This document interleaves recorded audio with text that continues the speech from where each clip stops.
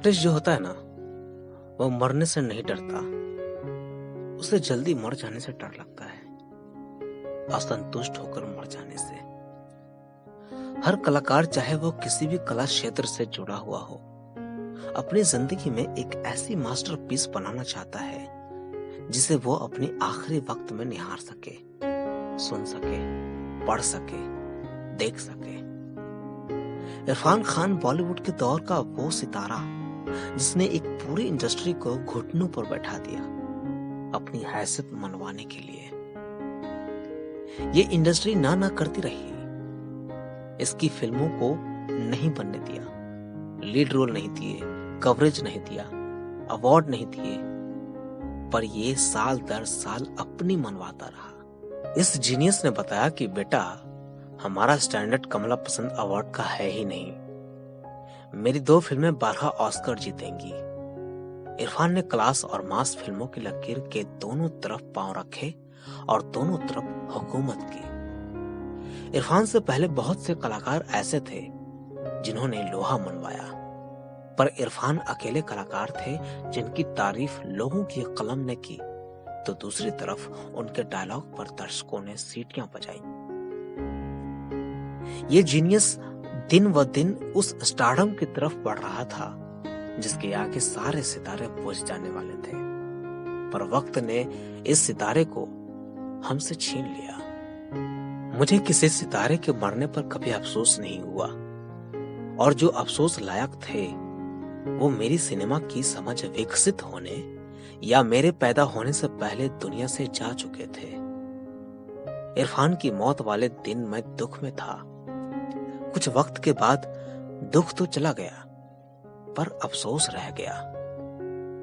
अफसोस इरफान के जाने का नहीं था, अफसोस इस बात का था कि क्या कुछ मैं देख सकता था, कितने रोल अभी बाकी थे, कितने किरदारों में जान फूंकने वाला था ये जादूगर आने वाले वक्त में, पर वक्त ने पर्दा गिरा दिया।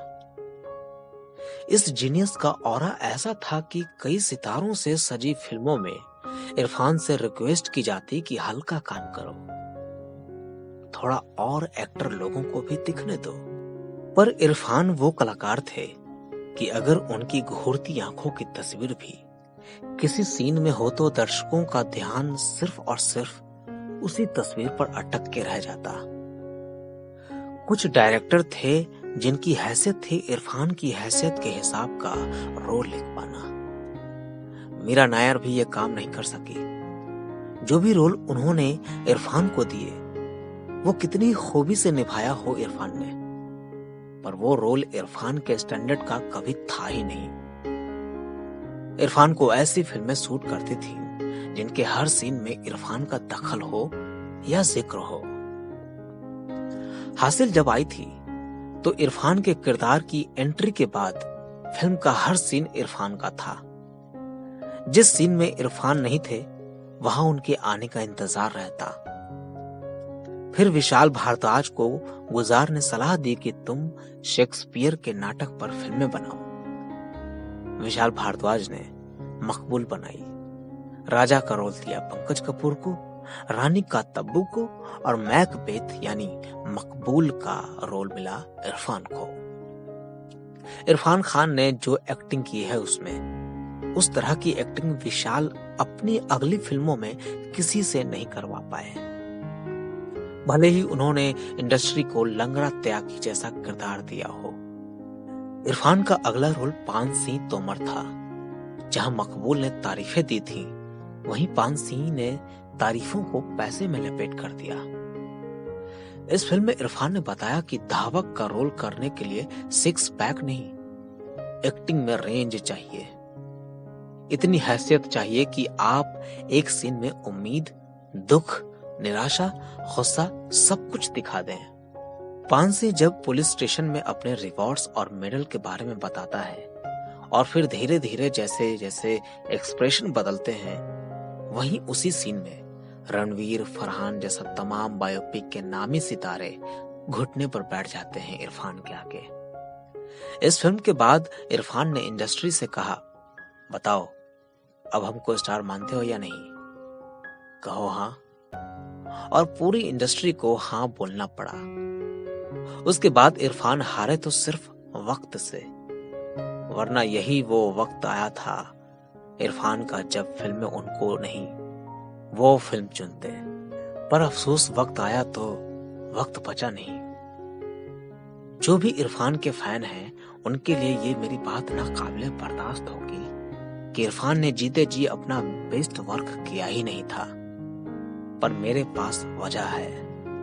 बहुत सी ऐसी फिल्में थीं जो बंद हो गई। बहुत सी ऐसी फिल्में थीं जिनकी तैयारी इरफान ने बहुत दिनों तक की, पर वो शुरू ही नहीं हो पाई। सबसे मशहूर उदाहरण उधम सिंह का है, जिसका रोल विकी कौशल ने किया और खूब किया। पर यह बात सुजीत सरकार और विकी कौशल भी मानते हैं कि इरफान होते तो क्या हो सकता था। उनके लिए कई ऐसे रोल, ऐसी फिल्में लिखी हैं जो इरफान करके भी नहीं कर पाए। और यही वजह है कि हम लोग इरफान का बेस्ट वर्क, उनकी मास्टरपीस देख ही नहीं पाए। Number 1, the killing of a porn film maker. Tigmanshu Dhulia Irfan को लेकर ये फिल्म बनाने वाले थे।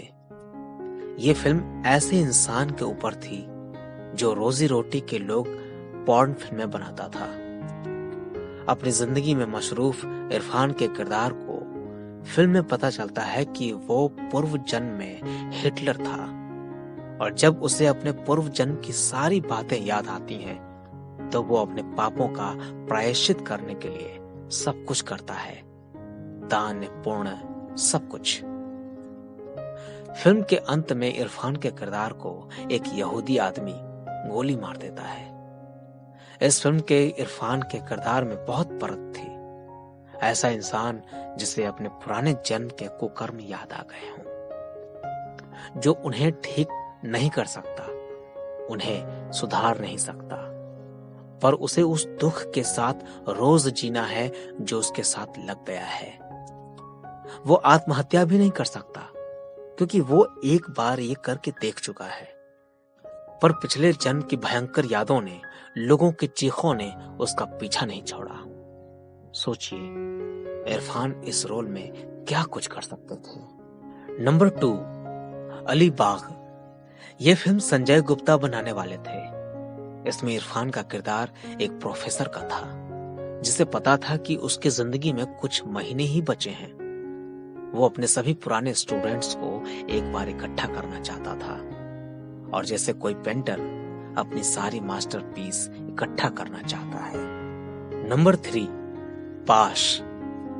ये फिल्म अनुराग कश्यप बनाने वाले थे। अनुराग कश्यप की पिछली फिल्म ब्लैक फ्राइडे इरफान को ऑफर हुई थी, पर वो उन्हें छोड़नी पड़ी थी। अनुराग कश्यप मशहूर कवि पाश के जीवन पर फिल्म बनाना चाहते थे, जिसके लिए रोल इरफान तैयार थे। अनुराग कश्यप मशहूर कवि पाश के जीवन पर फिल्म बनाना चाहते थे, जिसके लिए इरफान तैयार थे। अनुराग ने कई महीने पंजाब में गुजारे थे वहां का माहौल समझने के लिए, और इरफान ने भी पाश की सभी कविताएं पढ़ डाली थी।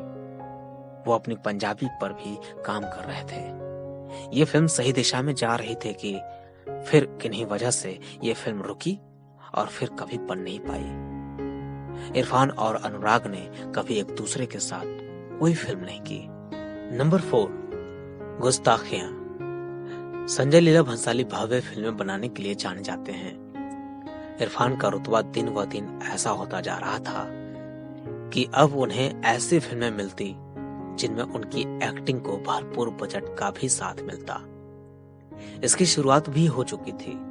पांसी तोमर की कामयाबी के बाद इरफान को ऐसा एक्टर माना जाता था जिसकी फिल्मों को अब टिकट खिड़की पर भी सराहना मिलने लगी थी।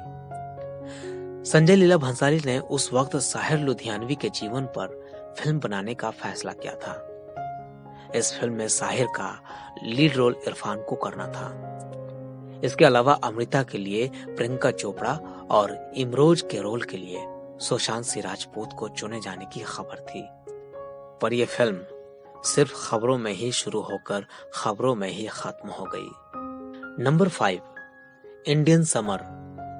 ये फिल्म अगर बनती तो ये इरफान के करियर की सबसे विवादित फिल्मों में से एक मानी जाती, क्योंकि इस फिल्म में इरफान नेहरू जी का रोल निभाने वाले थे। इस फिल्म का प्लॉट नेहरू और एडवीना के संबंधों पर आधारित था। इस फिल्म की स्क्रिप्ट फाइनल हो चुकी थी, स्टूडियो की तरफ से बजट भी मिल चुका था। यह फिल्म इसी नाम की किताब पर आधारित थी और इसका डायरेक्शन अनुष्का शंकर के पति जो राइट करने वाले थे।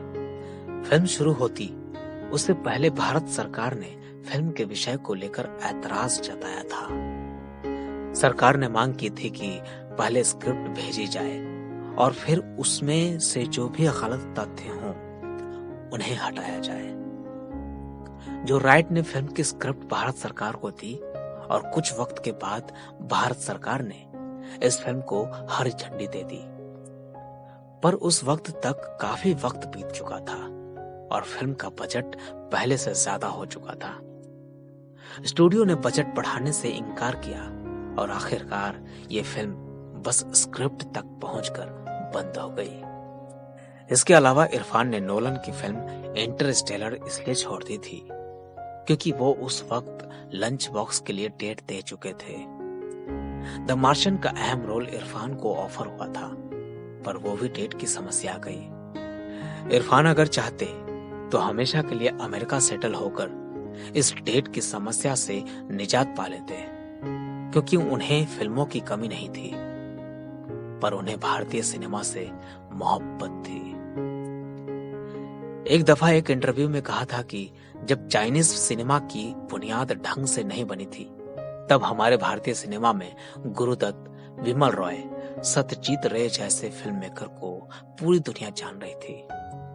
मैं चाहता हूं कि भारतीय सिनेमा का वो दौर वापस आ जाए जब भारतीय सिनेमा को पूरब में सम्मान की दृष्टि से देखा जाता था।